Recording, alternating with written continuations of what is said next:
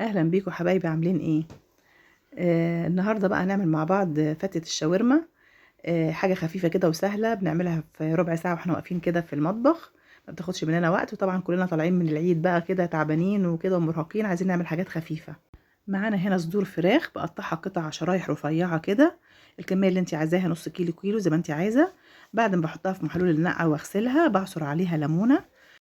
احضر بقى بوله كده عشان اعمل فيها التتبيله بتاعه الشاورما. هنزل بمعلقتين زيت، وبعد كده هنزل فيها بنص معلقه بابريكا، نص معلقه سبع بهارات، نص معلقه فلفل اسود، معلقتين زبادي، بصل باودر، توم باودر، يعني ربع معلقه وربع معلقه. ومعايا هنا معلقه دبس رمان، مش عندك دبس رمان حطي نص معلقه سكر. هقلب التتبيله مع بعضها بالشكل ده، وهنزل فيها بقى بصدور الفراخ اللي متقطعه عندي، وهقلبها كويس جدا، وهسيبها متبله فيها حوالي ساعه او ساعتين، الوقت اللي انت حباه عشان تشرب بس من التتبيله. هجيب بقى الطاسه بتاعتي، انزل بمعلقه سمنه تتقدح كويس قوي، وبعد كده هنزل بالشاورما عليها. عشان ما تنزلش السوائل اللي فيها، فهسيبها شويه كده، وبعد كده هبدا اقلب فيها لغايه ما الفراخ تاخد اللون بقى بتاعها، اللي هو اللون اللي تحس انها استوت شويه. هكون محضره بصله متقطعه جوانح، وهنزل بيها عليها، وهقلبها فيها كويس قوي. اول ما تدبل كده اكون محضره بقى فلفل اخضر، فلفل حامي، فلفل احمر، بس ما تكتريش الفلفل والبصل عشان ما يضيعش طعم الفراخ في التتبيله بتاعتها. هنجهز بقى الرز بتاع الشاورما. عندي هنا كيلو رز بسمتي او كوبايه رز بسمتي، معاها كوبايه ونص ميه. كل كوبايه بتاخد كوبايه ونص ميه.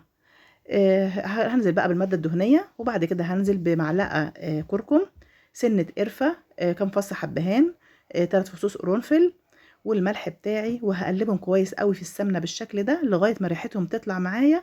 اكون بقى غاسله الرز بتاعي ومحضراه، هنزل بيه على البهارات دي واقلبه كويس قوي.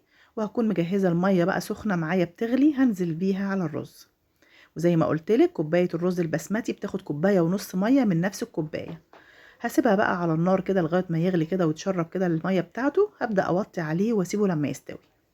هنجهز بقى بعد كده العيش بتاع الشاورما. عندي هنا عيش سوري اللي هو الرقيق، هقطعه بالمقص مكعبات بالشكل ده، واحطه في الصينيه كده، واحط عليه معلقه سمنه بلدي كده، وادخله الفرن. هيقعد في الفرن حوالي 10 دقايق يتحمص معايا ويبقى شكله جميل قوي. اخرجه بعد كده. دي كل مكونات الشاورما بتاعتي. خلاص الشاورما هنا جهزت معايا، الشاورما معايا هنا، الرز البسمتي معايا، العيش المحمص. ابدا بقى نجهز الطبق بتاعنا بتاع التقديم. احط العيش بقى من تحت كده عشان لما احط عليه الرز بيطرى معايا شويه. ما احطش الرز عليه كله طبعا عشان مش عايزاه كله طري، اخلي شويه كده محمصين عشان ناكل بيهم التوميه والحاجات اللي مع الشاورما. بعد كده هفرد الرز بالشكل ده، وانزل بقى بالشاورما بتاعتي عليه كده في النص. تشكلي الطبق بتاعك بقى بشكل جميل كده زي ما انت عايزه. وهكون مجهزه طبعا معايا شويه توميه كده، ابدا ارشهم برضو عليه. وعندي هنا بقى، عندك زبيب تحطيه عليه، عندك لوز، لوز حلو تحطيه عليه برضو. براحتك بقى، تشكيله الطبق دي حسب ذوقك انت.